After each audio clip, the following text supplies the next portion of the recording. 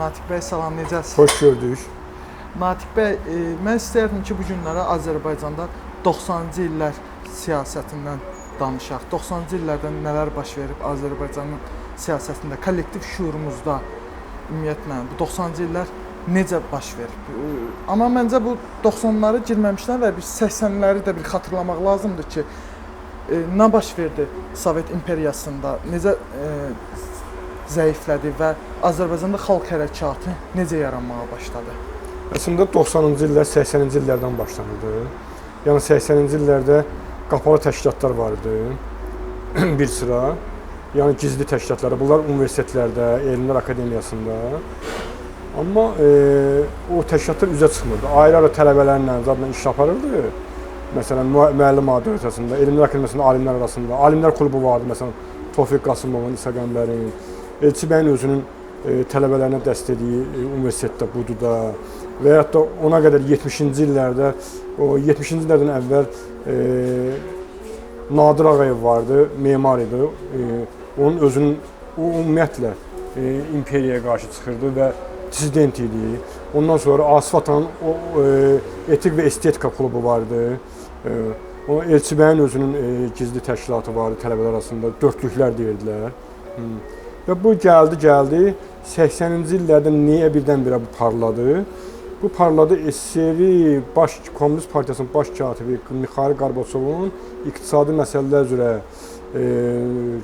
köməkçi Ağambekanın Fransa Komünist Partiyasının mətbu orqanı olan Humanite qəzetində çıxışından sonra. Humanite qəzetində o çıxış elədi. Bildirdi ki, Qarabağ sosial və iqtisadi baxımdan Ermənistana daha yaxındır. Ona görə də Qarabağ Ermənistana verilməlidir. Bundan sonra Ziya Bünyadovun çıxışı oldu və başqa şəxslərin çıxışı oldu. Xüsusən də Ədəbiyyat qəzetində, Azərbaycan jurnalında və Elmlər Akademiyasının jurnalları vardı o vaxtda. Və miting başladı fevral ayında. Bu oldu 80-ci illərin ikinci yarısında, xüsusən 88-də, fevral ayında. Bu aksiyalar gəldi. Demək ki, Azərbaycanda gizli təşkilatlar olsa da, bu gizli təşkilatların alovlanmasında, hərəkata çevrilməsində Qarabağ hərəkatı, Qarabağ hadisələri rol oynadı. Yəni Ermənistan-Azərbaycanın ərazi iddiaları. O belə başladı hər şey. Bəs həmin dövrdə Heydər Əliyev çox güclü, nüfuzlu bir... Yox, Heydər Əliyev onda Moskvada idi, pensioner idi. Daha sonra Qarbaçov onu vəzifədən azad etmişdi. Nə işlə məşğul? Sadəcə olaraq... Pensioner idi, bəli. Onun heç bir proseslərə təsiri yox idi. Amma Azərbaycanda Heydər Əliyevi istəyənlər var idi. Həmin dövrdə Sovet KGB-si təqib eləmirdimi bu qruplar, yoxsa o gücünü artıq eləyirdi, bəli, neşə eləmirdi. Hamısı ona görə gizli idi. Təqib eləməsəydi onlar gizli fəaliyyət göstərərdilər. Ona görə qapalı idilər də. Elçi bəy ona görə tutmuşdular da. Hamısını dağıtmışdılar demək olar ki. Bəs gizli fəaliyyətdə idilər. Necə oldu bu xalq hərəkatı başladı? Hamısı Qarabağ prosesi, Qarabağ belə deyək, Ermənistan iddiasından başladı. Çünki Ağambekan orada çıxışından sonra Ermənistanın mitinglər başladı. Ermənistanın mitinglər başladıktan sonra Qarabağın özündə aksiyalar başladı. Ağdamdan Xankəndinə yürüş başlayanda iki Azərbaycan gəncini öldürdülər. Bəxtiyar və Əlini. O hadisələr Bakıya sıçradı. Bakıda aksiyalar başladı, tələbələrin aksiyası, akademiya işçilərinin aksiyası və beləcə proses başladı da. Meydan hərəkatının başlanğıcı. Bəli, hamısı oradan başladı. Meydan hərəkatı oradan başladı. Meydan hərəkatında nələr oldu? Yəni ilk başlarda tələblər nə idi? Sonradan bu tələblər necə? Əvvəlcə Ənvər Əliyev idi mitingin aparıcısı. Yəqin bilərsiniz, MSK-nın Sabir Hüseynxanlının partiyası Vətəndaş Həmrəylik Partiyasından nümayəndəsi olan Ənvər Əliyev. O apardı. Coğrafiya İnstitutunun elmi işçisi idi. Sonra Nemət Pənahlı aldı və Nemət Pənahlı'ndan Sabir Hüseynxanlı meydanı idarə etdilər. Hardasa bir 18 gün. Sonra Sovet tankları meydanı dağıtdılar. Hətta Vəzirovun belə deyək də, orada ona qədər 88-ci ildə, may ayında bir miting olmuşdu. Vəzirov gəldi, mitingdə çıxış elədi. Vəzirov mitingdə çıxış elədi və dedi ki, torpaqdan pay olmaz. Belə bir söz dedi. Moskvada düz iclaslar oldu Qarbaçovun başçılığı ilə. O iclaslarda Mirzə İbrahimov, Azərbaycan nümayəndə heyəti çıxış elədi. Hətta erməni şair var idi, Vardenisyan idi, nə idisə. O deyəndə ki, Sumqayıt hadisələri baş vermişdi. Sumqayıt hadisəsinin genosid adlananda Qarbaçov onun sözünü kəsdi. Dedi, sən bilirsən ümumiyyətlə genosid nə deyən şeydir? Genosid sözünün mənasını bilirsən. Biz Sovet ölkəsindəyiz, və genosid necə olar? Orada xuliqanlıq baş verirdi. 3-5 nəfər, onlar da həbs olunubdur. Orada da qərar qəbul olundu ki, torpaq heç kimə verilməz, biz Sovet ölkəsində yaşayırıq. Bura bir Sovet ölkəsidir, burada heç bir torpaq verilməyəcək, ərazi dəyişikliyi olmayacaq. Belə bir qərar qəbul olundu. Ona da bir ara sakitlik başladı. Sakitlik başlasa da yenə də bir neçədən sonra yenə də ermənilər belə deyək də mitinglərə davam edəndə Azərbaycanda mitinglər başladı. Elə bir ki, ona elə bir ki, cavab olaraq onda mitinglər getdi. Yaxşı, Azərbaycan bir dövrü var da. Bir anda İranla sərhədlər qırılır. O olub 90-cı ilin deyim sənə 89-cu ilin dekabrın sonunda. 89-cu ilin. O Naxçıvan tərəfdə olub ən çox. Sərhəd qırılır. Bir yandan Gəncədə, Sumqayıtda, Bakıda ermənilər qovulmağa başlanır. Bir yandan 20 yanvardan öncəsi proseslər də, yəni niyə görə birdən-birə hadisələr bu qədər qızışdı ki, yəni Lənkəranda Sovet hökuməti devrildi, Naxçıvanda, Cəlilabadda. Niyə görə? Əslində o belə deyək də mərkəzin zəifliyindən doğurdu. Kremlin elə bir ki, Kreml sanki prosesi öz axarına buraxmışdı ki, bəlkə burada ancaq biz ehtimallarla danışa bilərik, dəqiq faktımız yoxdur. Sonradan Sovet bir sıra keçmiş məmurlar, Sovet mərkəzdə oturanlar məmurların müsahibələrini, çıxışlarını oxuyanda məlum oldu ki, Kreml demək ki, həm Ermənistanda bu boşluq buraxdı. Və də bütün SSR-də bu boşluq oldu. Təkcə Azərbaycanda olmadı, Baltik respublikalarında oldu. Hətta Qazaxıstanda bizdən əvvəl başlamışdı, 86-cı ildə. Kolbin qoyulmuşdu, Qazaxıstan birinci katibi. Kunayevi çıxartmışdılar, onlar etiraz elədilər. Bir neçə ildən sonra Nazarbayev gətirdilər. Yəni bizdən də əvvəl başlamışdılar onlarda. Amma orada sonra sakitləşdi. Bizdə sanki mərkəz özü prosesi öz axarına buraxmış ki, görsün nə baş verəcək. Mənə gəlir ki, burada mərkəz belə deyək də Kreml Çar dövründə Erməni-Azərbaycan münaqişəsini necə yaratmışlar. O Cəfər Cabbarlının məşhur Atan Kazaklar da söhbəti var. Onu Kreml yenidən işə salmışdı. Qoy bu xalqların belə deyək də öz problemlərindən diqqəti yayındırmaq üçün də bir-birinə üz-üzə qoymaq məqsədi daşıyırdı bu. Problemlər isə çox idi. Xalqlar yaxşı yaşamaq istəyirdi, rifah istəyirdi. Ölkədə iqtisadi vəziyyət çox pis idi. Demək olar ki, ərzaq çatışmazlığı var idi. Bir tərəfdən də məsələn Ermənistanda artıq müstəqillik şüarları ortaya çıxmışdı. Bunun qabağını almaq üçün iki xalqı üz-üzə qoydular, döyüşdürdülər. O demək deyil ki, ermənilər torpaq iddiası, ermənilərin torpaq iddiası vardı. Mərkəz istəsəydi, Xankəndində o məsələni bir günə həll edərdi. Həll eləmədi. Gücü də yoxdur sanki. Gücü var idi. Kamran Bağırov, Azərbaycanın Kommunist Partiyasının birinci katibi. Çox sonralar etiraf etmişdi ki, İlyas İsmailov baş prokuror. Deyir, mən vaxtında bunun qabağını ala bilərdim. Sadəcə o Moskva mənə imkan vermirdi. Moskva qoymurdu. Amma həmin dövrdə halqa əməliyyatı da var axı. Halqa əməliyyatı olmuşdu 91-ci ildə. O başqa şeydir. Amma yenə də bacara bilmədilər də, yəni. Halqa əməliyyatının bilirsən niyə oldu?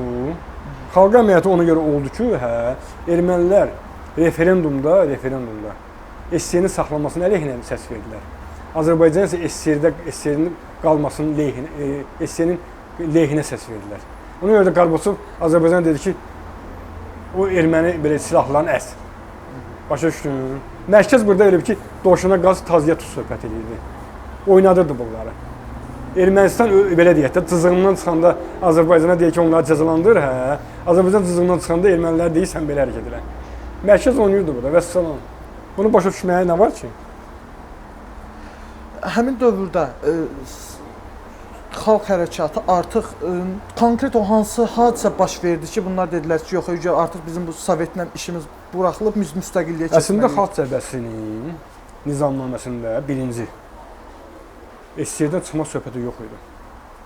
Orada var idi ki, demokratləşmək, belə deyək də, sosial rifah və SSR-dən çıxma söhbəti oldu 20 yanvardan sonra. 20 yanvar faciəsindən sonra SSR-dən çıxma şüarları artdı.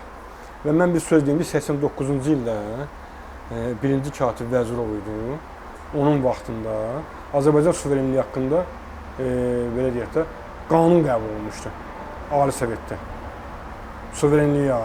İlk dəfə SSR-də Azərbaycana qəbul olundu. O qanuna da mərkəz erməniləri də qızışdırdı ki, başlayın. Bizdən sonra Baltik Respublikalarında bu məsələ daha da irəli getdilər. Əslində ilk Sovetdən qopuş belə anladım ki, Azərbaycanda başladı. Həm Lənkəranda devrilmə, həm Naxçıvan o 80-ci ilin lap sonunda 90-cı ilin əvvəlində idi. Suverenitet haqqında qanun qəbul olundu. O belə deyək, bir addım idi. Təzə bu adi bir şey deyil ha. Ged o qanunu oxu. Orada vardı ki, Azərbaycan bir sıra məsələlərdə, iqtisadi məsələlərdə müstəqil şəkildə hərəkət edə bilər, mərkəzdə icazə almadan. Məncə ilk o Naxçıvandaydı axı bir Soveti devrilmək, yoxsa Heydər Əliyev izadı? Yox, Heydər Əliyev onda Afiyəddin Cəllov idi Naxçıvanda. Orada devirdilər ki, rəsmi olaraq bəli, oldu. Bir də Cəlilabadda oldu, Lənkəranda oldu. Amma ordu yeridildi daha sonra.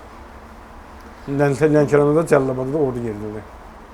Bu hadisələrin fövqündə 20 yanvarda artıq baş verib, Qarabağda da uca gedirik. Qarabağda hələ başlamamışdı. Qarabağda müharibə başladı. 20 noyabr 1991-ci il hadisələrindən sonra Azərbaycan rəhbər şəxslərinin hamısını vertolyot qəzasına salıb güllələdilər, öldürdülər. O vaxta kimi partizan döyüşləri idi. O vaxta kimi o qədər də yox idi. Ermənilərin bəli silahlı dəstələri vardı. O vaxt onlara saqqallar deyirdilər. Var idi, amma bu dərəcədə qalxmamışdı da. Azərbaycanda isə ov silahlarını yığırdılar.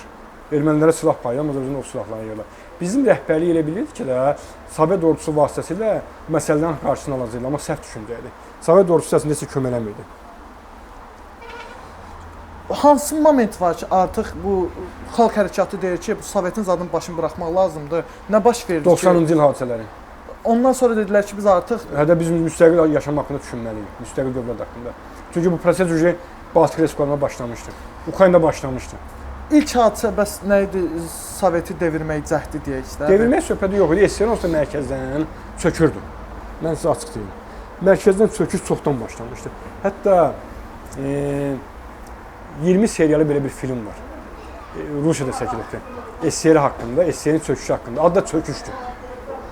Orada Fransanın SSR-dəki səfiri danışır. O deyir ki, Fransanın deyəsən kənd təsərrüfatı naziri gəlmişdi SSR-yə. Qarbaçovla görüşdə sual verdi ki, sizdə kənd təsərrüfatında problemlər nə vaxtdan başlayıbdı? O da belə bir cavab vermişdi. Bu onlar üçün sensasiya sayılır. Demiş ki 17-ci ildən. Başa düşdün nə deməkdir? Yəni torpaq ümumi olandan sonra, torpaq dövlətinin nəzdinə keçəndən sonra bizdə problemlər başlayıb kənd təsərrüfatında. Xüsusi elə bir ki, mülkiyyət ləğv ondan sonra. Başa düşdünmü? Onda belə anladığım qədərilə Sovet rəhbərliyi anlayırdılar ki, nə zamansa bu rejim bitəcək. Sovet rəhbərliyi istəmirdi onu əslində. Bu da siyasət səhv qurmuş. Məsələn, alkoqolizmə qarşı mübarizə nəyə lazım idi? Alkoqol mübarizə ilə başladı, bütün üzüm təsərrüfatlarını ləğv etdilər. Ölkədə demək ki, içki qadağan olan insanlar getdilər, adikalon içdilər. Ayaqqabı mazı yedilər. Rusiyada xüsusilə. Bu yavaş və başladılar belə deyək də milli münaqişələr yarandı. Rəhbərlik bunu qama ala bilərdi SSR rəhbərliyi. Niyə almadı? Təkcə Azərbaycanda olmadı, Fərqanədə oldu. Özbəklərlə Ağsuqa türkləri. Nə qədər Ağsuqa türkü qırıldı orada. Bir dənə Baltik Respublikalarında onu qızışdıra bilmədilər, Kreml.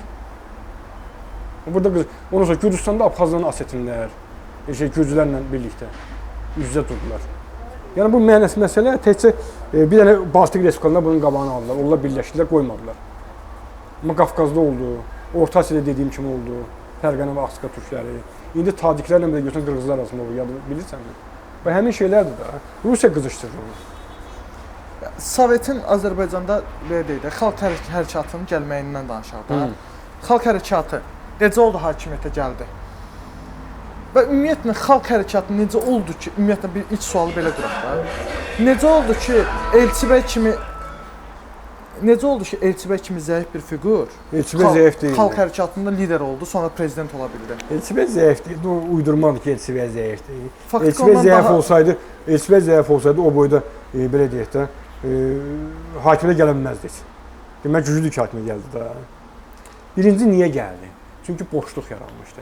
Mütəllibovun komandası vertolyot qəzasında məhv olmuşdu. Xalqın inamı qalmamışdı. Xocalı faciəsi də baş vermişdi. Başa düşürsən? xalq indiki belə deyək, Ayaz Mütəllibov rejimi hakimiyyətinə inanmırdı. Və ən güclü qüvvə burada xalq hərəkatı, xalq cəbhəsi idi. Amma xalq hərəkatının özündə də hamı eyni cür düşünmür də. Orada müxtəlif qruplar vardı. Məsələn, Etibar ayrıldı, getdi öz partiyasını yaratdı. Zərdüş, Əlizadə, Leyla Yunus ayrıldılar, getdilər Sosial Demokrat Partiyasını yaratdılar. Orada müxtəlif qanatlar vardı. Xalq hərəkatı bəyəm vahid idi, yox, monolit deyil də. Müxtəlif düşüncə tərzləri vardı. O vaxtı millətçilik biraz güclüydü, amma millətçilik ideoloji bazası tam hazırlanmamışdı. Baxmayaraq ki, məsələn, Etibar Məmmədov Partiyası Milli İstiqlal Partiyası adlandırılır da. Onun amma ideoloji bazası tam belə deyək də əsaslı şəkildə hazırlanmamışdı. Millətçilik deməklə millətçi olmur axı. Yəni zamanın özünün gətirdiyi proses idi o. Və boşluq yarandı. Elə oldu ki, Ayaz Mütəllibov Ali Sovetinin sədri Elmira Qafarova istefa verdi. Onun yenə Yaqub Məmmədov gəldi. Yaqub Məmmədov güclü hakimiyyət qura bilmədi və xalq hərəkatı gəldi hakimiyyəti. Bax bu dövr may ayında 92-ci ilin. Bu dövr Azərbaycan üçün çox önəmli bir dövrdür də indi. Çünki bu hadisələr o dövrdə xalq hərəkatının hakimiyyətə gəlməyi və bacara bilməmələri bizim hal-hazırki yarı avtoritar, yarı totalitar bir rejimə çevrilməyimizə səbəb oldu. Yəni nə səhvlər buraxdılar, Elçibəyin hansı səhvləri oldu ki, bu vəziyyətə gəldi, çıxdı? Birinci o dövr çox ağır dövr idi. Birinci müharibə gedirdi. İkinci formasiya dəyişirdi. Biz belə deyək də köhnə bir sosializm quruluşu bütün ölkədə dağılmışdı və SSR bir quruluş idi ki, orada bütün respublikalar bir-birindən iqtisadi əlaqələri güclü idi. Zavodlar dayandı. İqtisadi əlaqələr demək ki, sarsıldı.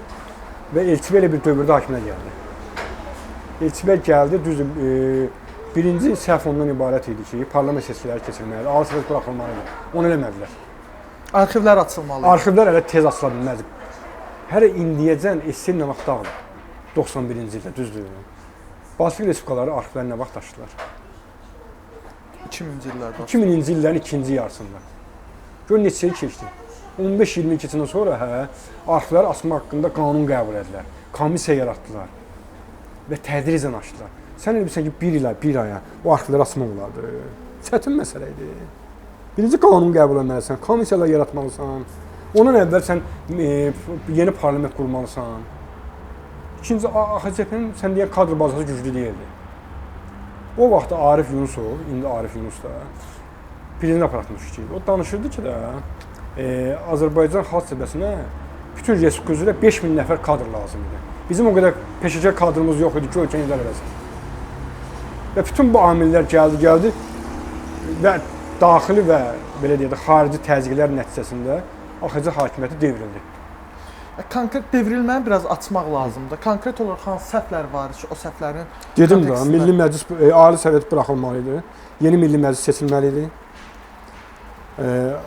Artıq belə bir layihə hazırlanırdı ki, sentyabr-noyabrda Milli Məclisə belə 93-cü ilin seçkilər keçirilsin.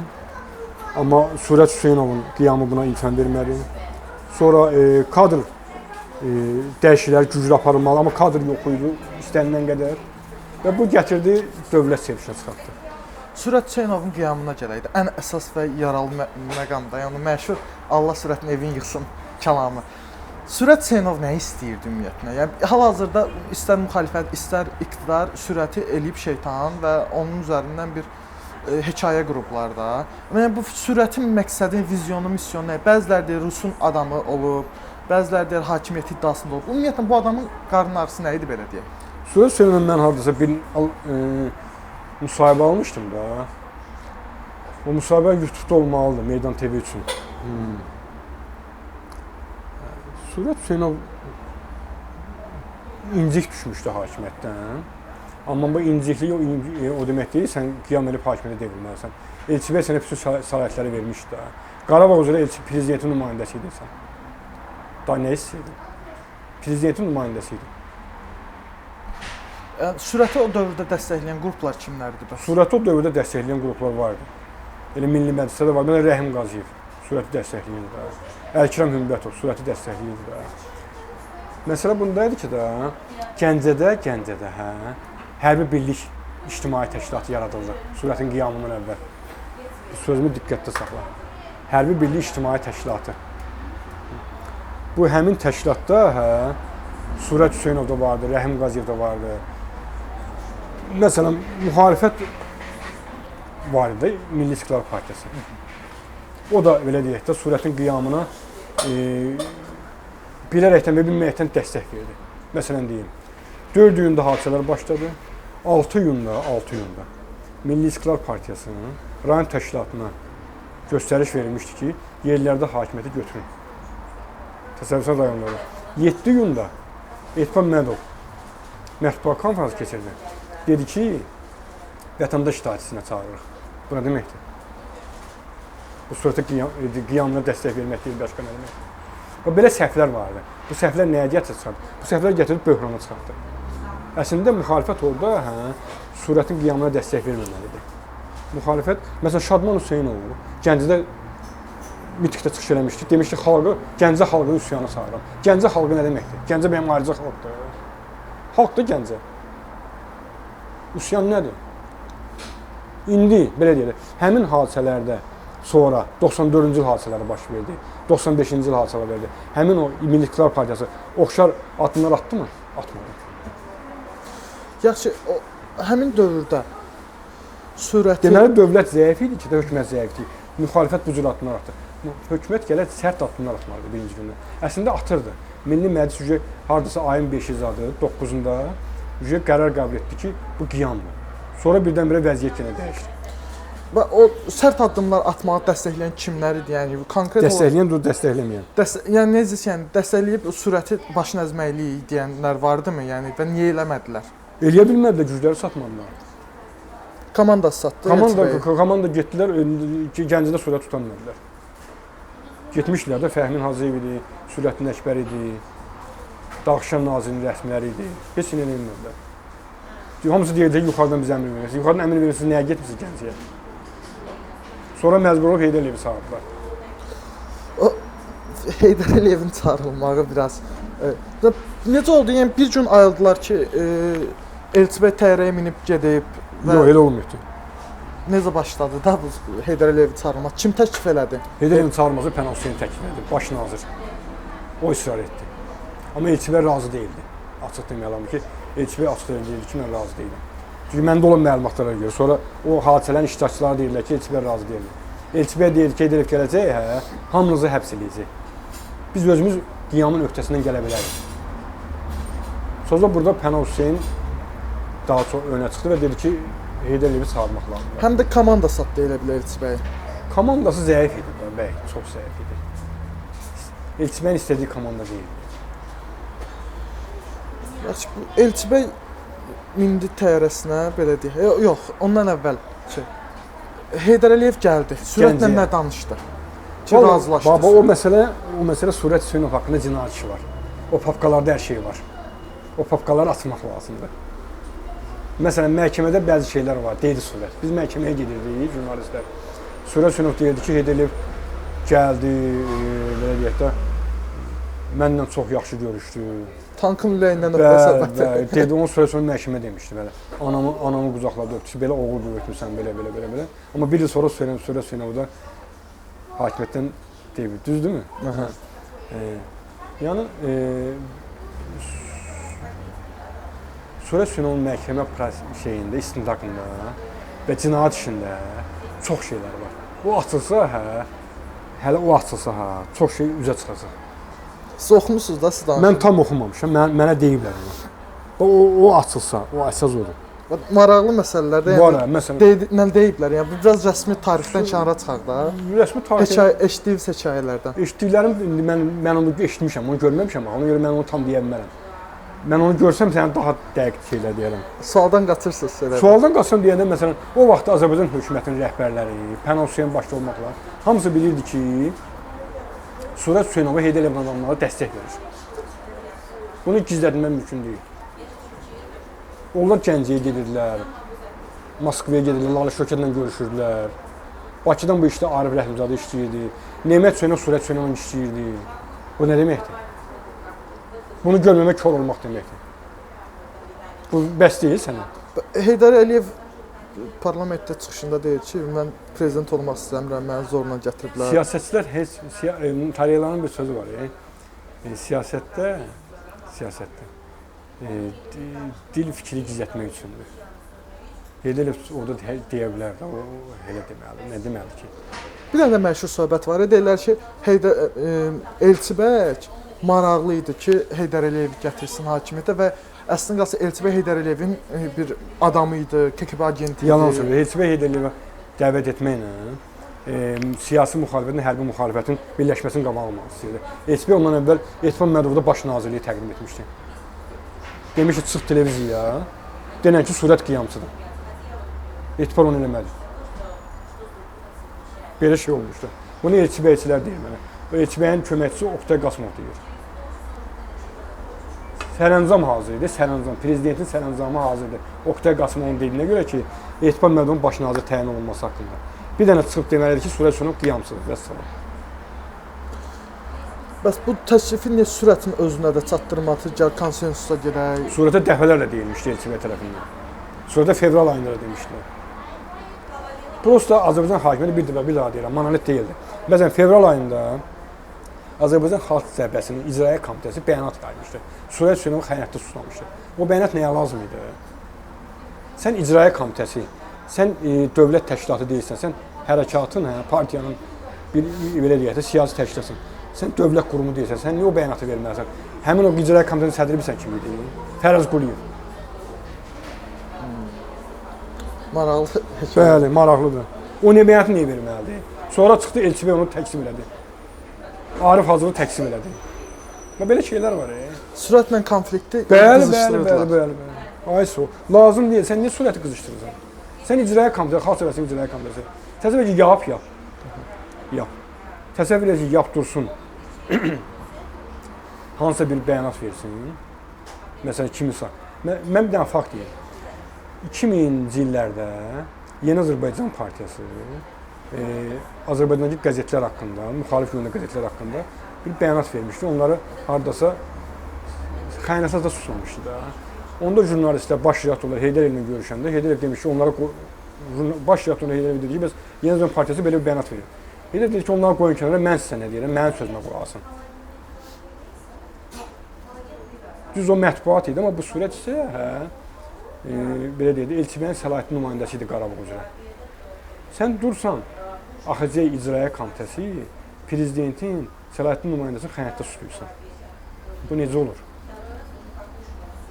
Onda belə başlayın, xalq hərəkatının içində, hakimiyyətdə Heydər Əliyevi dəstəkləyən qruplar daha dominant idi və Elçibəyi sadəcə olaraq yola salmaq istəyirdi. Bilmirəm indi onlar necə işləyiblər, amma çox zəif olublar da. Bu vəziyyəti bu həddə çatıb gətirdilər də. Həm də xalq hərəkatına gələn belə bir məmur korpusu var da. Məsələn, bunlarda hakimiyyət eşqi yox idi. Heydər Əliyevdə hakimiyyət eşqi var idi. Hakimiyyətin nə olduğunu bilirdi. Sabit Bağırov danışır ki, neft şirkətinin prezidenti olub da, bilirsin də. Deyir ki, mən deyir, vəzifəyə qoyulan 8 ay sonra prezidentə ərizə yazdım ki, məni məzuniyyətə buraxın. Hələ bir il olmayıb. Bunlarda hakimiyyət, vəzifə etirazı o qədər güclü deyildi. Bunlar həvəskar idilər hardasa, yaxşı mənada. Bunlar peşəkar, belə deyək də, hakimiyyət aşıqlığı yox idi. Amma bir şey də var ki, xalq hərəkatının içində kifayət qədər peşəkarlar da olub da, elə bil ki, olubdu. Ekartə olundu onlar, elə bil ki, hərəkatdan olub, amma gəlində onlar hərəkat başqa şeydir, dövlət vəzifəsi başqa şeydir. Biraz uzaqdan baxayım məsələlərə. Məhəmməd Hadi deyir, sevirəm insanlara fəqət uzaqdan bax. Dövlət vəzifəsi tamam başqa, sən orada məsuliyyət daşıyırsan. Demirəm xalq hərəkatında məsuliyyət, orada mənəvi məsuliyyət daşıyırsan. Burada sən də hüquqi məsuliyyət daşıyırsan. Heydər Əliyev qeyri-rəsmi olaraq gəldi, oldu prezident. Qeyri-rəsmi niyə? Elçibəy deyir ki, Kələkidən idarə edirəm dövləti. Bəli, eləyə bilərdi. Kələkidən necə idarə edəcəkdi? Necə yəni Heydər Əliyev Klinikdə gedəndə orada idarə edirdi ölkəni. Və ya da Gülhanədə yatanda, xəstə yatanda. Mən Ordubadın kəndindən... Nə olsun ki, ola bilməz. Prezident aparır. Əslində biz o vaxtı ona hazır deyildik. Belə o şeylərə ki, bizə gülməli gəldi. Şələki bəyəm başqa ölkə kənarıdır. Ölkənin içidir. Telefon xəttlərini kəssən prezidentlə Niyə kəssin? dünyanın əlaqəsi Kəsmə. kəsilir. Yəni elə Olardı. Prosta Azərbaycan cəmiyyəti hələ ona hazır deyildi. Ona idarə etmək olardı. Heydər Əliyev Gülxaniyə getmişdi. Ölkə idarə olunmurdu. Bu getməzdi də, bu niyə gedir də? Yəni o Səhhətinlə getdi deyə başa düşmürəm. Orada mən çox şey mən jurnalist olmuşam. Mən o vaxt fanatçıdır. mən fanatı deyiləm. Mən o suallar mən demirəm ki, düz hərəkətdir. Qalıb mübarizə aparmaq lazım idi və qiyamı yatsıtmaq lazım idi. Ordubadda xəstəxana var, nə bilim. Mən demirəm, bircə dəqiqə, mən gedirəm. Mən demirəm ki, düz hərəkətdir Kələkiyə getmək. Qalıb mübarizə aparmaq lazım idi, hakimiyyəti verməmək lazım idi. Səhv addım idi. Mən dedim, milli məclisə seçkilər keçirilməli idi. Hər şey yenidən qurulmalı idi. Amma bunun üçün şərait yox idi. Formasiya dəyişirdi, müharibə gedirdi. Sən asan gəlməsin, sənə hər şey. Mənim faktiki dünya tarixində bir Moldova var, Gürcüstan praktikası var. Hamısında oldu müharibə proseslər oldu ya, amma günün sonunda demokratikləşə bildilər də, Gürcüstan olsun, Moldova olsun və başqa ölkələr də var. Onların da daxili konfliktlər oldu, müharibə ilə bağlı separat dəstələr oldu. Onlar hətta onlarda vətəndaş müharibələr oldu. Bizdə vətəndaş müharibəsi olmadı. Xəbərin oldu. Qarabağ konflikti Bu vətəndaş müharibəsi deyil də. Ermənilər Azərbaycan vətəndaşı deyildi. Orada sonradan qoşuldu da. O vətəndaş müharibəsi deyildi. Ermənistan dövləti. O vətəndaş müharibəsi deyildi. O sən nə idi? O şeydi. Torpaq iddiası idi bizə qarşı. Vətəndaş müharibəsi nə idi? Gürcüstanda bir xəbərim var vətəndaş müharibəsi necə oldu? Necə oldu? Gürcüstanda hökumətlə Qamsaxurda ilə. Onun əleyhinə olanlar arasında vətəndaş müharibəsi oldu. Gürcüstanda vətəndaş müharibəsi o deməkdir, Osetiya ilə Abxaziya torpaq idi. O deyildi. Vətəndaş müharibəsi tamam başqa şeydir. Bizdə vətəndaş müharibəsi olmadı. Bizdə birinci bunun qarşısını Heydər Əliyev Elçibəy aldı. 93-də hakimiyyətdən əl çəkdi. İkinci 94-cü və 95-ci ildə Heydər Əliyev güc tətbiqi ilə qabağını aldı. Qoymadı da. Və salam. Bizdə bunun qabağını aldılar. Yaxşı ki olmadı. Heydər Əliyev hakimiyyətə gəldi. Bəli, 93-cü ildə. Nə elədi? Nə elədi ki, hansı islahatlar apardı ki, uğurlu oldu? Birinci belə deyək də, Heydər Əliyev qərblə də Rusiya ilə danışıq apardı. Birinci getdi Moskvaya. Moskvaya gedəndə Heydər Əliyev gedişlər addımlar atdı ki, görsün Rusiya necə yanaşır. Əslində Rusiya tam olaraq Yeltsin hakimiyyəti Heydər Əliyev istəmirdi. Ola bilsin belə deyək də, onlar ümumiyyətlə o deyirlər Yeltsin demokratdır zat, boş söhbətlərdir. Həmin o demokrat Yeltsin dövründə Azərbaycan torpaqlara işğal olunubdu. Və 91-ci ilin KKÇP olmuşdu, Yeltsin hakimiyyətin dövründə. Həmin o KKÇP-də Yeltsinə dəstək verən Azərbaycan xalq cəbhəsi olmuşdu. Amma nə olsun? Yeltsin hakimiyyəti xalq cəbhəsinin torpaqların işğal olunmasına dəstək vermədi də, elə bir ki, qabağını almadı, kömək eləmədi xalq cəbhəsinə. Və necə kömək eləyəcəkdi? Qoşunlar da ölkədən... Rusiya idi da, Rusiya dəstək vermişdi. Mənim bildiyim Rus qoşunları da faktiki olaraq ölkədən qovulmuşdu da. Nə olsun qovulmuşdu? Ermənistana dəstək verirdi da Rus qoşunları. Azərbaycan torpaqlarını ruslar işğal etdi də, erməni bəyəm işğal etdi. O da biraz manipulyasiv söhbətdir. Nə manipulyasiya? Həmin dövrdə ordu boşluqdaydı, kim pul verirdi, silahını alırdı da. Azərbaycan da silah aldı həmin dövrdə. Almışdı da, amma Ermənistana daha dəstək. Çünki Azərbaycan... Biz qovduq da, yəni bu adamlar, ermənilər qovmadılar axı. Rus qoşunları. Sən müstəqil dövlətsən, deyəsən ki, mənim ərazimdən çıx. Faktiki o səhvimizin nəticəsi ki, Ermənistan o səhv eləmədi. Səhv deməzdim, o siyasətimizin nəticəsini aldı. Səhvlik olur ki, həmin şeyi, belə deyək də, İlham Əliyevdə Rus qoşunları sülh məramına çıxdı da şeydən. Düzdürmü? İndi o səhv deyil, siyasətin nəticəsidir də. O razılaşmaydı da. Düzdür, Yeltsin istəyirdi ki, bu da bir diviziya qalsın. Elçibəy istəmirdi. Onun nəticəsində bizim torpaqlarımız getdi. O diviziya qalsaydı bəlkə də bizim lehimizə olacaqdı. Bəli, bəlkə də, bəli. İndi tarix haqqında bəlkələr getmir. Böyük səhv kimi qəbul eləmək də, müstəqillik kontekstindən baxımdan düzgün qərardır, amma həmin dövrdə qovmaq yaxşı şeydir. Yəni ona tarixin bir prizmasından baxmaq, müxtəlif prizmasından baxmaq. Heydər Əliyev gəldi. Heydər Əliyev gedəndə Moskvaya Zəngilan işğal olundu. Demək olar ki, həmin səfər dövründə, ərəfəsində. Onda Heydər Əliyev başa düşdü ki, Rusiya ilə danışıqlar alanlar. Atəşkəsə keçdi 94-cü ilində. Atəşkəsə keçəndən sonra bir 10 il biz elə bil ki, 10 ildən çoxdur. 94, 10 ildən çox biz atəşkəs rejimində yaşadıq. Beləcə. Bir məşhur söhbət var da, deyir Elçi bəy o dövrdən neftin üstündə devrildi. Çünki O da var, Qərbin bəli. istədiyi qiymətlə satmırdı. Heydər Əliyev razılaşdırdı, konsensusa gəldi və O da var, o da bir ehtimaldır, bəli, o da var. Onu təkcə AXC dövr məmurları da deyir, hətta başqa ekspertlər də deyir. nə məcburdur? O zaten usta bunu Qərbdən başqa Onu da satacaq. Elçi bəy də verirdi də Qərbin neftin. Rusiya da var idi orada, Qərb də var idi. Onların konsensusu niyə alınmadı? Elə bil ki, o daha bahalı satmaq istəyirdi. O məsələdə mən mütəxəssis deyiləm də. Onu məsələn o sahənin ekspertləri yaxşı bilər. Məsələn Sabit Bağırov yaxşı bilər. Neft sahəsini bilənlər daha yaxşı bilər. O dövrün məsələn siyasi hakimiyyəti olan Pənah Hüseyn, İsa Qəmbər yaxşı bilər. Onlar da danışmırlar da. Danışırlar, get soruş da. Və gedirsən soruşmağa şeydir də belə özlərinə sərf eləyən tarixi. Sən də çalış özlərinə sərf eləyənləri çıxart. Ondan sərf eləməyənləri çıxart da ortalığa. Yaxşı, Heydər Əliyevin tarixi gəlməyidir. Elə bil ki, Azərbaycan siyasi qətllərin də başlamaq oldu. Elə bil ki, Heydər Əliyev onunla razılaşmayan kim vardı? İstəyir oğru aləmindən olsun, istəyir hərbi elitadan olsun, istəyir müxalifətçi olsun. Yavaş-yavaş elə bil ki, qətlə yetirtməyə başladı. Heydər Əliyev qətlə yetirməyə başladı. Onun tapşırığı ilə, onun dövründə başladı. O barədə fakt varmı səndə? Yoxdur, amma yəni siyasi qətlər. Sən deyirsən ki, belə siyasi qətlər tarixi elə bil ki, onun dövründən başlayırdı. Ondan əvvəl də olubdu. Məsələn, Ayaz Mütəllibovun dövründə siyasi qətl olubdu. Yalçın Əşiyyatının baş teatrı vardı. Xanbudaqov idi, yoxsa nə idisə. Məsələn, onun özünü öldürmüşdülər. O yəni siyasi qətl Azərbaycanda həmişə olubdu. Kommunist Partiyasının dövründə olubdu, AXC dövründə olubdu, Heydər Əliyev dövründə olubdu. Bəli, Heydər Əliyev dövründə çox olubdu. Çünki Heydər Əliyev hakimiyyətdə çox olubdu. Ona görə. Hakimiyyətdə çox olubdu Heydər Əliyev. Əliyevlər 30 il Azərbaycanda eləyibdi. O dövrdə bəli, siyasi qətllər çox olubdu.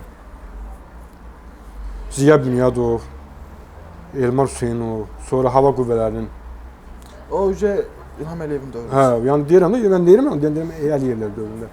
Yəni bir deyil, iki deyil, o qədər olub ki, az deyil.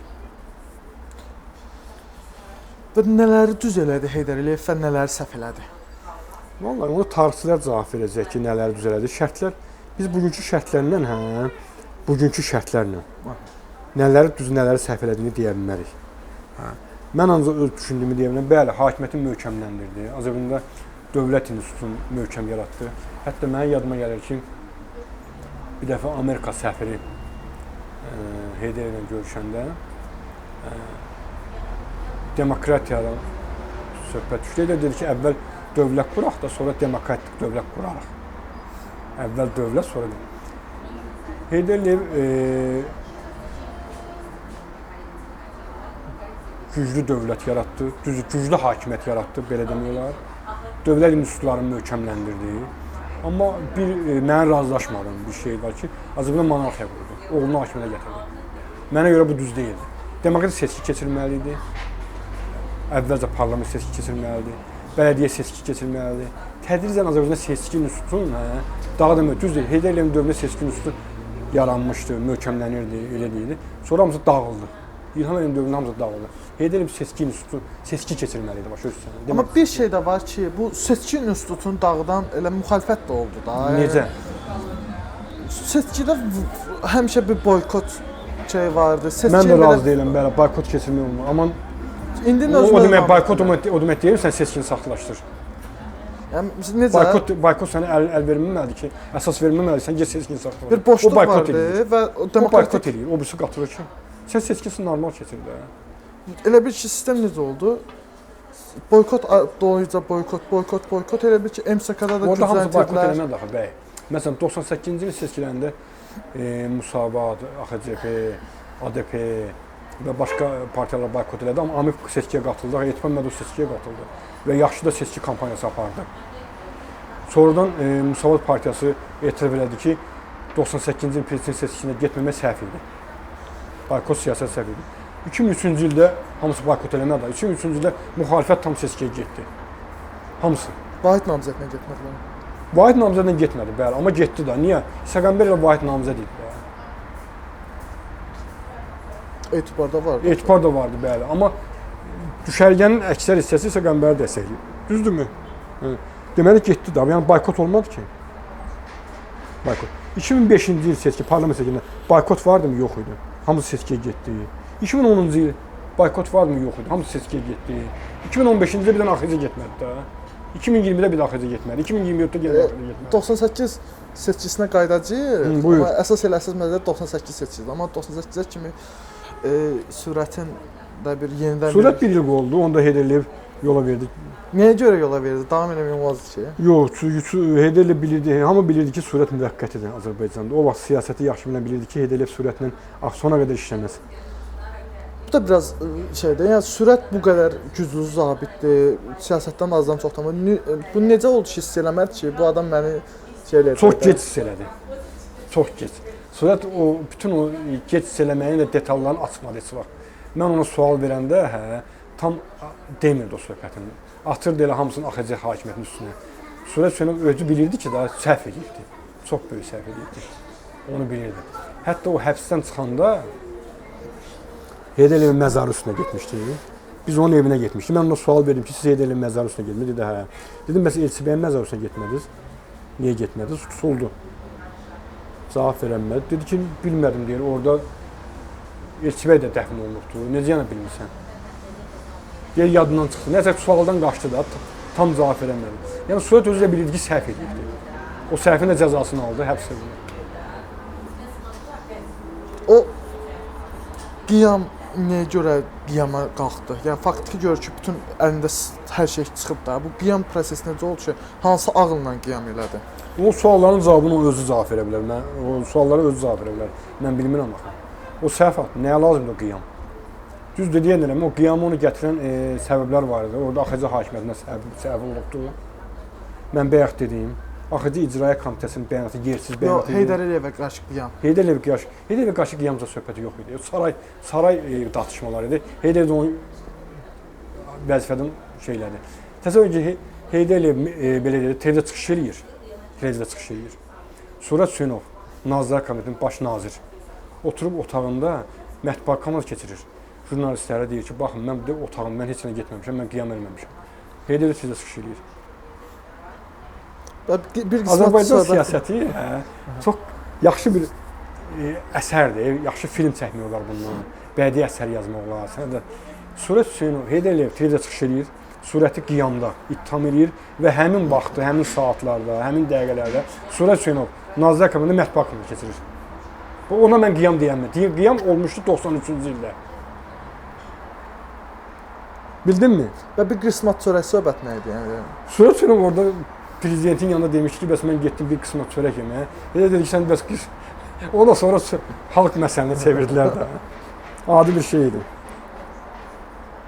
Sonradan gəlir sürətin devrilməyi və həbs prosesi. Sürətin devrilmə, sürətin vəzifədən çıxarılmağı. Vəzifədən çıxarıldı.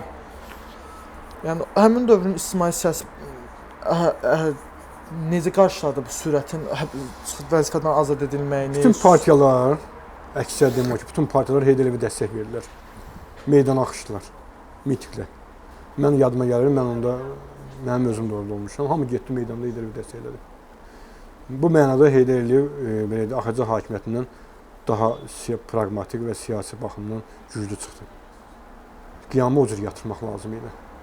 Qiyamı yox, belə deyək də, sürəti o cür vəzifədən azad etmək lazım idi. Mən eşitdiyimə görə Elçi bəy də həmin Elçi bəy prezident olan vaxtı əl kəmliyinin vəzifəsi aşağı olsa da dövlət katibi idi, vəzifə aşağı deyildi. Yəni o qədər də parlaq obraz deyil də. İndiki başına şey idi də, elə bir ki prezident aparatının rəhbəri kimi. Həmin dövrdə bir dənə o cəhd elədi ki, xalqı meydana çıxartsın və bəli olubdu. Bir dənə oydu və o biriləri də heç ona dəstək olmadılar da, yəni. Elçi bəy özü də miting keçirdi prezident aparatında, amma adam az gəldi bəy. Elçi bəy xalqı çağırdılar, adam az gəldi. Yaxşı təşkil olunmamışdı. Məsələn, Heydər Əliyev təşkil etmişdi onu. 4 oktyabrda, 94-də. Həmin o şeyi 93-cü AXC hakimiyyəti təşkil etmədi.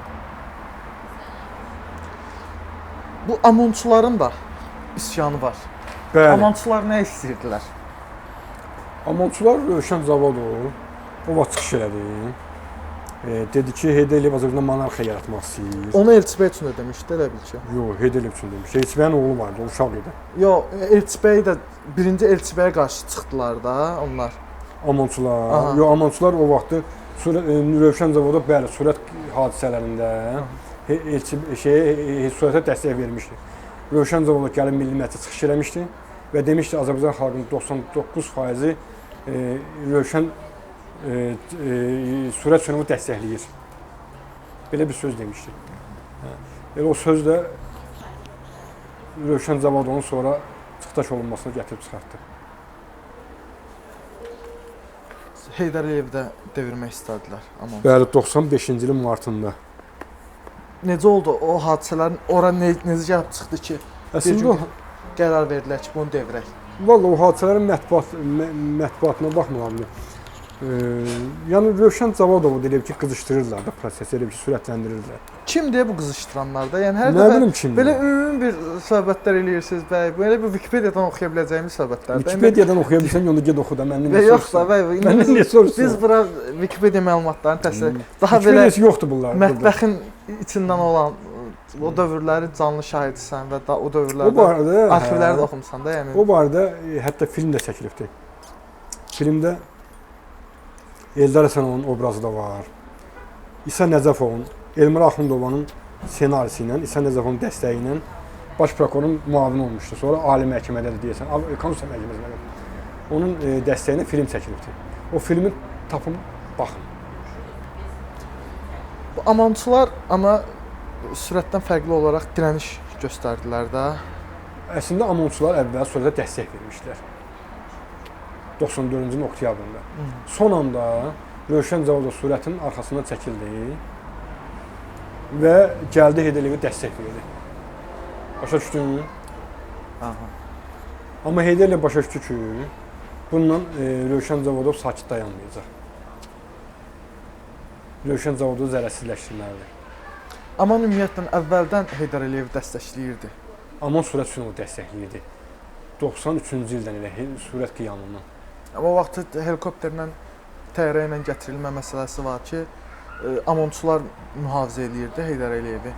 Bəli, Heydər Əliyev Gəncə Naxçıvandan gələndə demişdi ki, məni Rövşən Cavodov mühafizəmi təşkil ona etibar edirəm. Belə bir şey olmuşdu. Həmin o mühafizənin başında duran indi həbsdədir. Adı yadımdan çıxdı. Şəkin qoyarıq. Mən də bildim kimi deyirsən. Hə. Bax o. Ömürlük cəza alıbdı. 25 ildən çox, hardasa 30 il var da. Amon qiyamının günü, həmin günlər baş verdi. Belə məlumat var ki, Rövşən Cavodovun dəstələsi, Amonçuları ağ bayraq qaldırıblar. Amma onu belə deyək də, hətta onun videosu da vardı, o vaxt yayılmışdı. Amma nəzərə alınmadı, onlar güllələndilər. Rövşən Cavodov isə çıxanda 8-ci kilometrdən onu vurmuşlar və ölmüşdü orada. Ayağından qan itirmişdi. Və Heydər Əliyev tam olaraq hakimiyyəti möhkəmləndirdi. Ölkədə silahlı müharibət deyilən şey qalmadı. Onunla da bitdi. Bax, seçkilər yaxınlaşır. O dövrdə də seçkilər yaxınlaşırdı. Azərbaycanda oktyabrda deyəsən seçkilər oldu. Və müxalifət orada nə səhv elədi ki? Müxalifət nə səhv eləsin? Müxalifət vahid seçkiyə getmək istəyirdi. O vaxt professional seçki sistemi idi. İndikindən fərqli olaraq Musavat partiyası seçkiyə buraxılmadı. Bəli. Səbəb? Səbəb istəmir, Heydər Əliyev buraxmadı da, dedi ki, belə dedi. Güya belə deyək, imza vərəqələrində səhv var idi. Və Müsavat niyə görə buna həmin dövrdə resurs da vardı? Reaksiya verdi də, amma nə olsun ki? Yəni nə reaksiya verəcək? Etiraz elədi o. Amma tək qaldı elə bil meydanda. Kim? Müsavat. Hə, yəni necə Xalq Cəbhəsi ya Xalq Cəbhəsi blokla getdi. Amip ayrıca getdi. Hə. Müsavat da buraxmadılar. Həmin o dövrdə misal üçün Heydər Əliyevin qəşəng bir taktikası idi. Müxalifət daimi parçalayırdı. Gəh Müsavatı buraxırdı, gəh Xalq Cəbhəsini buraxırdı. Ümumiyyətlə Azərbaycanda Əliyevlər seçki ilə bağlı çox maraqlı taktika işlətdilər. Məsələn, Azərbaycan SSR-də və Ayaz Mütəllibovun Azərbaycan SSR-nin sonuncu seçkisi 90-cı ilin seçkisində sentyabrda Azərbaycan Xalq Hərəkatından 45 nəfər seçilmişdi parlamentə, Ali Sovetə. Aziz Mütəllibovun dövründə idi da bu. Onda Azərbaycan SSR idi. 45 nəfər idi. Amma Heydər Əliyevin dövründə heç müxalifət ümumilikdə bir də AMİP-lə, AXC ilə birlikdə heç 15 nəfər deyildi. Başa düşdün? Heydər Əliyev bilirdi ki, müxalifət çox olsa sabah orada fraksiya yarada bilər. Ona görə də fraksiya yaranmamasında müxalifəti seçkiyə o cür buraxırdı. 3 nəfər, 5 nəfər və belə. Ona görə fraksiya yaranmırdı. Azərbaycan parlamentində 95-ci ildə heç vaxt fraksiya olmurdu. Çünki hakimiyyət imkan vermirdi. Və o dövrdən müxalifət əslində, bilmirəm, mən bəlkə səhv edirəm, müxalifət o dövrdən imkan verdi ki, hakimiyyət siyasətini bu cürdə keçsin. Məsələn, 3-5 nəfər buraxırdı parlamentə. 2000-ci il parlamentində də oldu, 2005-də də oldu, 2010-da da elə oldu. Sonra heç buraxmadı. Yaratdığı konstruktiv müxalifəti buraxdı seçkiyə. Müxalifətin ən böyük ikinci səhvidir də. Birinci səhv hakimiyyəti əldən vermək oldusa, ikinci səhv vahid blok şəklində heç vaxt seçkiyə getməmək oldu. Vahid blok deyəndə ki, parlament seçkiyə nəzərdə tutursunuzsa, 2005-ci ilə getmişlər. Nə oldu? 2005-də artıq çox gecidir də. Yəni Düzdür, harada getmişlər də, alınmadı da. 2003-də getmişlər də, nə oldu? Deməli, burada nəyəsə başqa problemlər var. Problem təkcə vahid komanda deyil. Problem odur ki, hakimiyyət güclüdür. Hakimiyyət sextisasiyalarına gedir, saxtakarlığına gedir, hakimiyyət zordan istifadə edir və s.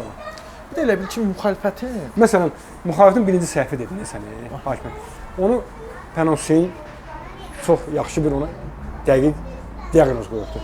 Bizim məğlubiyyətimiz bizim cinayətimizdir. Amma bir də elə bil ki, müxalifətin... Müxalifətin cinayəti idi o məğlubiyyətin. Vəssalam. Şey var, müxalifət heç vaxt seçkiyə inanmır. Özləri də misal üçün o dövrdə, Ayaz dövrlərində seçki ilə yox, hərbi güclə, meydanla devirmişlər. Elə bil ki, sanki demokratiyaya müxalifət, Azərbaycan müxalifət heç vaxt inanmayıb və günü bu gündə də şey kimi baxırlar.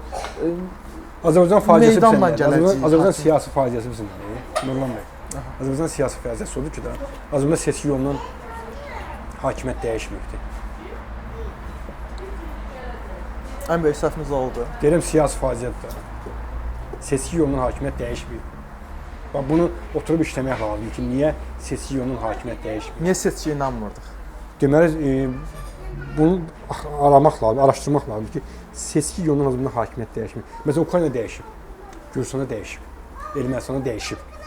Düzdürmü? Müxalifətin seçkiyə inamı yoxdur. Sanki müxalifətin beynində formalaşdırdığı necə? Petrosyan seçki yolundan gəlib, Ağrı sədri seçilibdi, Ermənistan parlament sədri. Sonra belə. Sonra da ardı davam edibdi. Müxalifət elə bil ki, şey fikirləşir ki, nə zaman hakimiyyət gələcək, xalq çıxacaq meydana, azadlı meydanını tutacağıq. Misal üçün də kim çox populyar şəxs indi o şəxsin adını qışqıracaq. O da alınmır, o da getdi də. İndi mən müxalifət elə fikirləşir, sən dediyin kimi fikirləşir, bilmirəm. Doğrudan mı elə fikirləşir? Mən bilmirəm. Mənim müşahidələrim elədir də bir gənc olaraq gördüyüm odur ki, mən gəlirəm, Azərbaycan siyasi faciəsi ondadır ki, həm xalq olaraq, həm müxalifət olaraq, həm ölkə olaraq, həm də hakimiyyət olaraq Azərbaycan seçki yolundan hakimiyyət dəyişməyib. Fakt budur. Sonradan ən məşhur seçkilər gəlir də. 98-ci il seçkilərində məsələn, hər halda Etibar Medov qələbə qazanmasa da ikinci tur var idi. Elçibəy o dövrdə elə bil ki, sanki Elçibəyin ən böyük səhvi idi də, yəni seçkiyə qatılmamaq. Seçkiyə gəldi, birinci Kələkidən durdu, gəldi mərkəzə. Əslində o dövrdə ən seçkiyə qatılmaq şansı və uğur qazanmaq şansı ən çox bilsən kimdə idi? İsa Qəmbərdə. Onda Etibar qatıldı və vəziyyətini istifadə elədi. Etibar müxalifət statusunu daha da gücləndirdi. İsa Qəmbər qatılsaydı da, uğur qazanmaq şansı daha yüksək olardı. Demirəm uğur qazanacaq, amma şans var idi. Hansı ağla Elçibey ilə İsa Qəmbər qatılmadılar seçkiyə, yəni boykot etdilər? O dövrdə elə belə gedir ki, Rəsul Quliyev imkan vermədi. Rəsul Quliyev dedi ki, boykot eləmək lazımdır, boykotla nəyəsə nail olmalı. Amma səhv, belə deyək də, siyasət idi. Boykotla heç kəndə nail olmaz. Ümumiyyətlə, bu Rəsul Quliyevin məqsədi nə idi? Yəni, bu insanın vizyonu və misyonu nədən ibarət idi ki, iqtidarda, gah müxalifətdə, yəni mən bu adamı heç vaxt tuta bilmirəm. Bir gah dedi ki, təyyarəyə minirəm, qayıdıram ölkəyə. Mən bu adamın vizyonu və misyonunu tuta bilmirəm də. Yəni nədən onu? Ümumiyyətlə Azərbaycan müxalifətinin bir səhvi odur ki də, bayaq dedik də. Heydər Əliyev hakimiyyətindən küsənləri, vurulub atılanları təzədən öz düşərgəsinə qəbul edirlər. Siyahıya bax görəcəksən. Sonra onlarla da yola getmirlər. Gültəkin xanımla Bilmirəm, məsələn, Gültəkin xanım hələ sonrakıdır. Gültəkin xanım sonrakıdır. Gəl bax şeyə, Rəsul Quliyev, Lalə Şökət, Eldar Namazov. Hamısı da son momentdə satdılar. Satırlar demirəm, mən o satırlar sözünü dilimə gətirmirəm, onu sən deyirsən. Bunlar sonunda yenə də Əliyevlər dəstəkləyirlər, düzdür? Qorxursunuz ki, sizə bir də müsahibə verməzlər, ona görə Yox, o da vermirlər müsahibə. Onu da vermirlər. Lalə Şökətdən 10 ildən çoxdur mən müsahibə alamıram Lalə Şökətdən. Düzdürmü? Nəyindən qorxuram? Niyə qorxmalıyam? Mən itirmirəm, onlar itirirlər. Verməsinlər də. Hə. Bax, adlar çəkdim də, bunlar gəlirlər müxalifətə. Əl insan ol. Düzdürmü? Bəlkə yenə Sadaliyar. Əli Ömərov var idi, keçmiş baş prokuror. O da bir ara müxalifətdir, sonra yenə qayıtdı. Yəni sən, bunlar müxalifət, klassik müxalifətin baş səhvidir. Bunları nəyə qəbul edirsən öz düşərgələr? Nə qazanacaqsın? Pulları vardı, resursları vardı. Əli insanım gəldi, bir il keçmədi, getdi. O gələcək proqramların mövzusudur. Nə bilim indi. Axır mən sənə faktı dedim də, düzdür? Düzdür. Ümumiyyətlə o dairəvi masa qurmuşdular, eləmişlər. O İspan utancı da birbaşa da. Yaxşı, bu seçki Elçi bəy gəldi. İsa Qəmbərdən deyəsən orada həm İsa Qəmbər də namizəd olmaq istəyir, həm Elçi bəy də. Bəli, elə söhbət vardı. O dövrdə ən çox hər iki şəxsə verilən sual o idi ki, vahid namizəd hansız olacaqsınız? Vahid namizəd hansız olacaqsınız sualı ilə gətirdi, çıxartdı boykota. Onlar boykot edildilər və mənə elə gəlir ki, bu səhv idi. Seçkiyə getmək lazım idi. Bəs Etibar getdi, çox yaxşı kampaniya apardı. Şəhərin mərkəzində, Azdıraman qarşısında çox gözəl bir mitinq oldu. Sonradan yenə mitinglər davam etdi. Hətta beynəlxalq təşkilatlar da ikinci tur olacağı ilə bağlı fikirlər səsləndirirdilər. Çünki əslində Heydər Əliyev seçki kampaniya dövründə rayonlara getmək istəmirdi. Heydər Əliyev rayonlara aparan həmin o Etibar Məmmədovun, Əşrəf Mehdiyevin, Nizami Süleymanovun seçki kampaniyası apardı. Onların təşkil etdiyi seçki kampaniyası Heydər Əliyev rayonlara getməyə məcbur edir. Heydər Əliyev gördü ki, rayonlarda vəziyyət pisdir. Bunu dəstəkləyənlər demək ki, heç yoxdur. İnsanlar çox narazıdır. Narazıçılığın səbəbi nə idi bəs? Yerli idarə etməkdir. İcra başçıları cəmaatı soyub talayırdı. İqtisad tərəflərini demək olardı ki, o vaxt kasıbçılıq idi da, neft pulu gəlməmişdi. Rayonlarda vəziyyət çox ağır idi. Torpaqların yarısı işdə, qaçqınlar, məcbur köçkünlər çox idi. İcra başçıları çox pis aparırdılar özləri, idarə etməyə çox pis aparırdılar. Hamı narazı idi demək ki. Və Etibar Məmmədov da bundan istifadə edirdi. Aksiyalar təşkil edirdi. O dövrdə seçki kampaniyası indi kimi 23 gün deyildi. 60 gün idi. 60 gün. Təsəvvür et ki, Etibar Məmmədov çıxırdı yarım saat televizyon birbaşa çıxış edirdi. maliyyələşdirdiyi televiziyalar zətlər də var. Yox, o vaxt televizyon maliyyələşmə söhbəti yox idi. Az-sevər seçki kampaniyasına yer verirdi. İndi birbaşa çıxışı var. Ancaq YouTube üzərindən. Bəli. İndi neçə dəqiqə çıxış edir prezident namizədlər? Yoxdur ki, mən... Sən bir fikirləş. Əliyevlərin dövründə seçki, prezident seçkisində debat olubmu? Axırıncı dəfə 2013 yadıma gəlir də belə. Yox, prezident debat, bu son prezident seçki. Mən nə demək istəyirəm? Mən başa düşürsən sən? Əliyevlərin ümumiyyətlə hansısa bir oponenti ilə qarşı-qarşıya çıxmaq. Belə bir şey olubmu? Amma Heydər Əliyev həmişə oponentləri ilə oynamağı bacarıb da. Yəni oynamağı bacarıb, amma debata çıxıbmı? Heydər Əliyev yaxşı oynaya bilirdi. Heydər Əliyev yaxşı monoloqçu idi, dialoqçu deyildi. Yəni debata çıxmaq gücü onda yox idi o qədər də. Məsələn, çıxıb, Etibar Məmmədovun debata çıxar, Elçi bəylə debata, Elçi bəy dəfələrlə onu debata çağırmışdı. Etibar Məmmədov çağırmışdı, İsa Qəmbər də çağırmışdı. Ona qalsa Elçi bəy şey də deyirdi, PKK-nın nə bilim Heydər Əliyev zat da qururdu. Yəni mən Heydər Əliyev inanmıram ki, yəni Elçi bəy kimi zəif bir fiqurla... Kim deyir ki, niyə debata çıxmaq nədir ki bəyən? Elçi bəy bir dəfə dedi ki, aynısı, gəlsin debata, mən yarım saat danışım, o 1 saat danışsın. Etibar Məmmədovun debata çıxdı mı? Yox.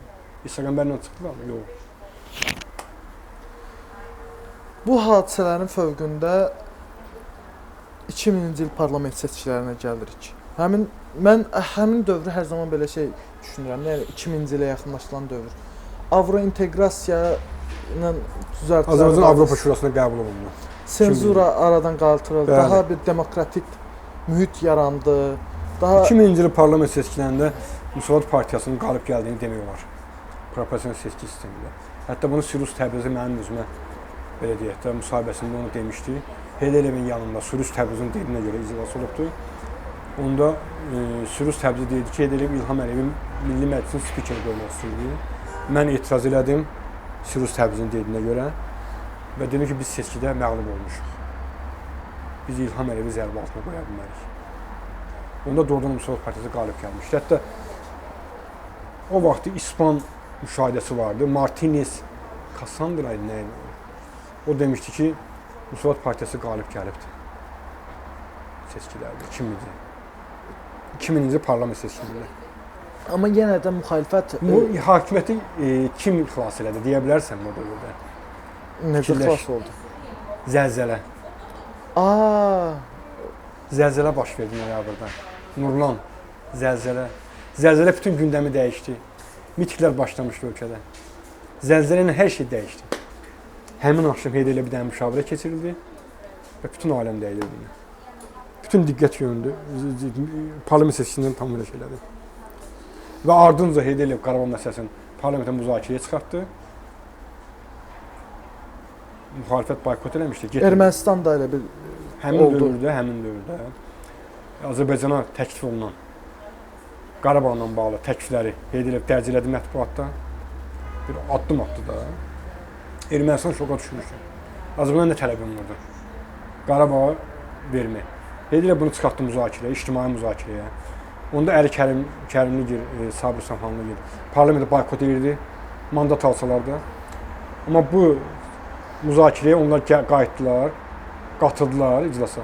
Onunla da parlament seçkilərinin müzakirəsi yaddan çıxdı. Dedim də bir zəlzələ, bir də ki, Qarabağla bağlı təkliflərin gündəmə gəlməsi. Get həmin dövrün mətbuatını oxu, görəcəksən. Yaxşı, bəs bu hadisələrin fövqündə Qarabağ konfliktini belə başa düşürəm ki, Heydər Əliyev nəsə muxtariyyətini verməkləmi? Bu Heydər Əliyev onu həmişə deyirdi ki, mən deyir, biz ermənilərə yüksək səviyyəli muxtariyyət tələb edirəm. Düz detallara varmırdı, amma deyirdi də. Elçibəyin xalq cəbhəsində artıq nüfuzunu itməyi və yurtçuların Elçibəyi qarayaxma kampaniyasını deyib başlatmağı, belə daxili mətbəxlərində hadisələr baş verir də. Yəni həmin dövrdə Elçibəyin elədiyi böyük bir fiasko idi, səhv idi. Hansı səhv idi? Seçkin boykot eləmək də, yəni. Hansı? 98-ci ildə etibar dəstəklənməyə. Onda Axıcı özü Elçibə qərarı Elçibə vermirdi axı. Onu Axıcı Ali Məclisi vermişdi. Elçibədən asılı deyildi. Məclis vermişdi. Məclisdə də sən dediyin o yurtçular idi elə çoxlu. Əslində necə oldu ki, Elçibəyin nüfuzu düşdü xalq cəbhəsində və nüfuzu düşməmişdi o dərəcədə. Düzdür, Kələkiyə gedəndə müəyyən özü də bilirdi ki, nüfuzdan düşübdü müəyyən qədər, amma Elçibə qayıdandan sonra addım-addım nüfuzu daha da artırdı. Mən açıq deyim sənə. Çox qəribədir ki, həmin o dediyin yurtçularla birlikdə olanlar, məsələn Fazıl Qəzənfər, Əli Mustafayev və başqaları Elçibəyin tərəfinə keçirdilər. nə baş verir ki, bəs Elçibəyi devirdilər, yəni xalq cəbhəsində göndərdilər də belə deyək. Nəyə göndərdilər? Pensiyaya göndərdilər. Kim göndərdi?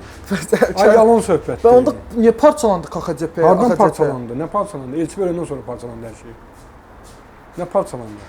Elçibəy xəstə vaxtı gəldi məclisə, dedi ki, mənim sədr kimi mənə belə deyək də sədrliyimə razı olmaq. Impeachment. Bəli. Səsə qoyun. Bütün məclis bir nəfərdən başqa ona dəstək verdi. Bir nəfər də kimdir? Fuad Mustafayev idi də. Hamı dəstək verdi. Mən bildiyim qədərilə Fuad Mustafayev də həmin vaxtı iclası tərk eləmişdi. Hamı dəstək verdi. Əgər bunun nüfuzu yox idisə, sədr kimi, niyə dəstək verirdilər? Deyərdilər ki, getdə biz sənin nüfuzun yoxdur cəmiyyətdə. İstəmirik səni. Əksəriyyəti də sən dediyin yurtçular idi də. Paralel olaraq qəzetlərdə də bəli, var idi. Qəzetlərdə var idi şeylər. Elçibəyi yıxıb sürüyürdülər də. Yəni, var idi. Xalq cəbhəsində deməli ortada bir qaynağı var idi. Amma gəndə açıq şəkildə bunu şey eləmirdilər. Məclisdə bunu şey eləmirlər. Düzdür, məclisdə elçibəyə durub deyirdilər ki, məsələn, Kələkiyə getməyimin izahını ver. Deyənlər vardı onu. Həmin adamlar da bugün yaşayır. Jurnalist kimi, siyasi fəal kimi. Amma məclisdə özü qoydu məsələn ki, mənə səs verirsin. Mənə etimad məsələsini qoydu, etimad. O da hamısı dəstəklədi daha, 99%. Bəs bu məsələ var, bu Talış hərəkatı. Lənkəranda xalq Soveti devrillər və sonradan Soveti devrilməsində xalq Talış Muğan Respublikasını qatmırlar, tam başqa şeylərdir. O Talış Muğan Respublikası sonradan yarandı. 93-cü ildə onu Moskva qızışdırmışdı. Təzyiq kimi. Azərbaycana təzyiq vasitəsi idi o. O separatizm Qarabağda başlamışdı, sonra Cənub regionuna keçəcək, Talış zonasına keçəcəkdi. Sonra da Qusara, Ləzgilər hərəkatına kimi. Onun Elçibəyə və sonra da Heydəriyevə təzyiq kimi istifadə etmək istəyirlər onu. Moskva tərəfindən. Amma bu separatizm də demək nə qədər düzgündür. Faktiki bu adamların əlində ordu olub və bu ordunu Qarabağa göndərdilər. Qoşunları var da faktiki. Aynəsin reportajı var bununla bağlı ki, Talış Muğan Respublikası. Əlikrəm Hümbədə Müdafiə Naziri müavini idi kişi. Xəbərim var. Var idi. Onu Talış batalyon yaratmışdılar, göndərirdilər. Deməli bizə də orada Qarabağ batalyonu da var idi da. Dursun desin ki, mən Qarabağ Ayrı Respublika idim. Onda Şirvan batalyonu da var idi da. Bu adamların əvvəldən muxtariyyət arzuları olsaydı, Talış batalyonu zonalarında çevriliş üçün istifadə edirdi. Eləyərdilər, niyə eləmir? Deməli belə şey yoxmuş da. Zərdüş Əlizadə deyirdi ki, Əlikrəm Hümbətovun bu addımı ağılsızlıq idi. Qarabağ separatizm idi. Mən demirəm, özü deyirdi, Zərdüş də deyirdi. Azərbaycan ən liberal siyasətçi sayılır da, düzdür? Deyirdi, bu adam separatist idi da. Özü ASTP-nin üzvü idi bu. Düzdürmü? Azərbaycan Müdafiə Nazirliyində işləyib. Əlikrəm Hümbətov Müdafiə Nazirliyində işləyibdi. Əlikrəm də AXC-nin idarə heyətinin üzvü olub bu adam. Əlikrəmin də maraq vardı onda Elçibəyin getməyində. Yəqin var imiş. Bu adam Heydəliyev də istəmirdi. Xəbərim var. Və məqsədi nə idi bu adamın? Məqsədi onlar özə bu adam nə vaxt ayağa qalxdı? Surət Hüseynov baş nazir olanda. Xəbərim var. Surət Hüseynov baş nazir olanda Əlikrəm Hümbətov ayağa qalxdı. Talış Muğan Respublikası eləməli. Elçibəy yox idi onda. Elçibəy yox idi. Surət Hüseynov baş nazir. Surət Hüseynov getdi onunla danışığa. Lənkərana. Alınmadı. Nə baş verir ki, bunlar artıq dedilər ki, biz muxtariyyətimizi elan eləməliyik və Muxtariyyət yox, müstəqil dövlət olmaq istəyirdi. Heydərliyevə qarşı çıxmaqda motivasiyaları nə idi? Yəni Moskva qızışdırırdı da. Moskva Azərbaycanı müəyyən güzəştlərə məcbur eləmək istəyirdi. Məsələn, Bakı-Ceyhan Tiflis boru kəmərindən. Və hətta Rus ordusunun Azərbaycandan qaytarılması söhbəti var idi. Moskva qızışdırırdı da. Bunlar da ki ağılsız idi. Bilmirlər ki, bunları Rusu oynadır. Böyük oyunlarda, Yaqub Məmmədovun o dövrdə böyük bir sözü vardı, maraqlı. Biz böyük oyunun kiçik peşkalarıyıq. Sübut olundu ki, bu Kösəryandır, Sarkisyandır, bu Qarabağ separatçıları var. Bunlar böyük oyunlarda kiçik peşkalar imişlər. Bildiyin? Və sana, həmin bu Əlikramdır, Surət Hüseyn, bunlar böyük oyunların kiçik peşkaları idi. Başqa nə var 90-cı illərdən danışmalıyıq? Nə sualım var, buyur cavab verim. Ya belə maraqlı, anekdot səviyyəli söhbətlər. Anekdot səviyyəli şey yoxdur. Okey, onda 90-cı illəri yekunlaşdırmış sayılardı. Təşəkkür edirəm Natiq bəy. Burada biz 90-cı illər siyasətini yekunlaşdıraq. Növbəti verilişimizdə Azərbaycanda 2000-ci illərdə nələr baş verib, ondan danışarıq. Yaxşı.